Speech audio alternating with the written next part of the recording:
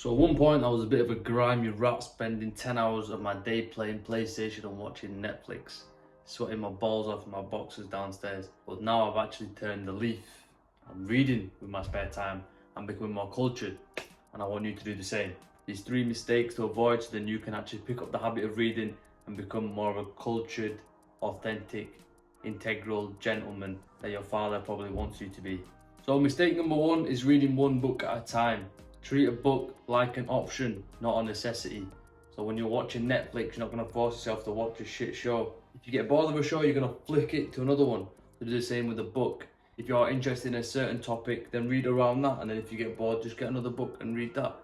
You're not going to stay in a lane that you're not interested in. So I'm flicking between 4 books right now. One's Atomic Habits, one's a reread, Power of Your Subconscious Mind. Another one's called Reality Transurfing. The last one's a fiction book called Mistborn. So you see, I've got plenty of options there. When I'm bored on one book, I'll pick up another one. Yesterday I picked up Reality Transurfing. I've not read that in 2 weeks because I was engrossed in Atomic Habits. Just like Netflix shows, just like video games, I'm picking the things that interest me and reading them. The second mistake I actually made was only reading a book once. See, when you read a good book for the second time, you don't see something in the book that you didn't see before, but you see something in yourself that wasn't there before. Now, I'm pretty sure you've not done a second of introspection, so you probably know pretty much nothing about yourself. So this is probably a good start for that.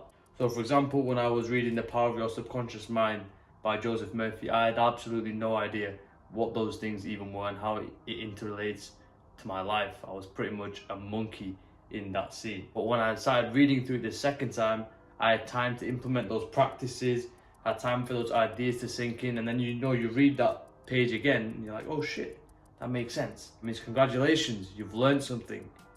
And when was the last time you had that feeling? And the third mistake that I made was not taking notes. You know, if you've actually read a book before, probably about 10 years since you have, you'll notice that sometimes you can just read the words on a page and not even be concentrating on it. But a way to combat that is by actively reading. So what I do is I get my iPad and I'm slowly highlighting whenever something interesting comes along. Because that means I'm actually engaging with the author and I'm engaging with the text. And then if you realise that you've not highlighted for half a page or 2 pages, you've zoned out. So you go back, reread, and you take those notes. Then what I do personally is I'll take those notes and I put it into Notion and I condense it into each book. So I've got like a nice summary, my version of the book, things that I can take away, instead of just reading for the sake of reading. And you know, it does kind of feel nice when you're highlighting a book or you're scribbling on the side of a book. I mean, it looks pretty cool if you get me. And another bonus tip I'm gonna give you, if you actually want to stick with the habit of reading, is not to do the free-for-all reading, like I'm gonna read whenever I get 5 minutes spare. Now what you should do is try and stack the habit of reading on top of a habit you've already got. So for me, as soon as I finish my last meal of the day, I make a mint tea, I'll come upstairs and then I'll read for 30 minutes. Now it's in between 2 things that are gonna happen daily till the day I die. I'm gonna eat my last meal and I'm gonna go to sleep. So you put your habit of reading in between there. For you, might be after lunch, might be when you wake up, might be after you brush your teeth, etc, etc. Now this is probably gonna sound like waffle for anyone uncultured, but just listen to me. The confidence, the change in personality, and positive outlook on life, my relations, I genuinely believe probably about 80% of that has been shifted and changed by books.